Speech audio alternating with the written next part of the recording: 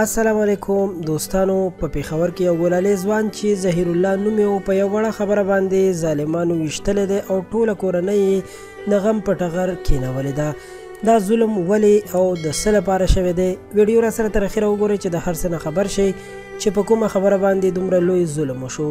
قدرمنو، د څه مودې نه په پښتونخوا کې مسلسل بېګناه قتلونه او وژنې شروع شوي دي او د دې لویه وجه همدغه ده چې پولیس کوم قاتلان ونیسي نو عدالتونه ورته سزا نه ورکوي او په عدالتونو کې زیات وکیلان پیسې خوري او دغسې مجرمان د سزا نه بچ کوي چې د همدې ظالمانو سترګې نورې هم سرې شوي دي.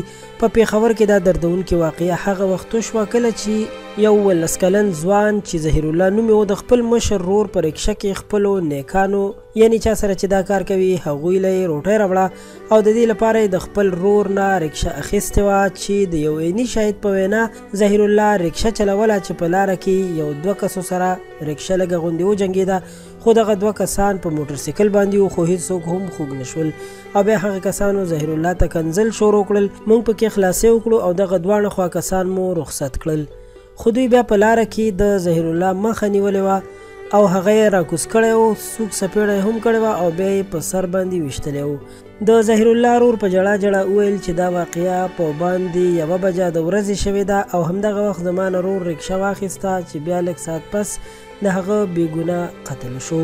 هغه وایي چې ظهیر الله زما ډېر نیازبین ورور و، هر ماسخوتن به مو ګپ شپ را جوړ کړی او مور به هم را سره ناسته وه او دا ورور مې ډېر مینه ناک و.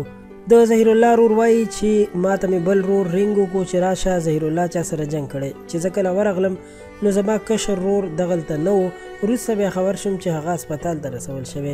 کله چې زه اسپتال ته ورسېدم هلته مې د ورور مړی ولیدو چې زنې یې تړلې وې. بیا په ځان پوه نه شوم او د کور نه راته بیا رینګ راغی چې مور باندې دې څه چل شوی دی او بېهوشه شوې ده او دا په مونږ باندې یو بل غم راغی.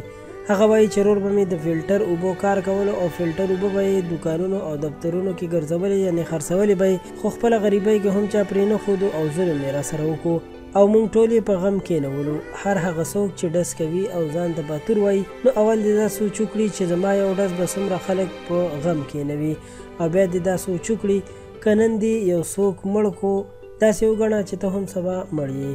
قدرمنو ملګرو، دا دردونکې خبر همدومره و. له نورو تازه معلوماتو او په زړه پورې ویډیوګانو او تازه خبرونو لپاره در سره خان کلیک چینل سبسکرایب کړئ. تر بیا د لوی الله په امان.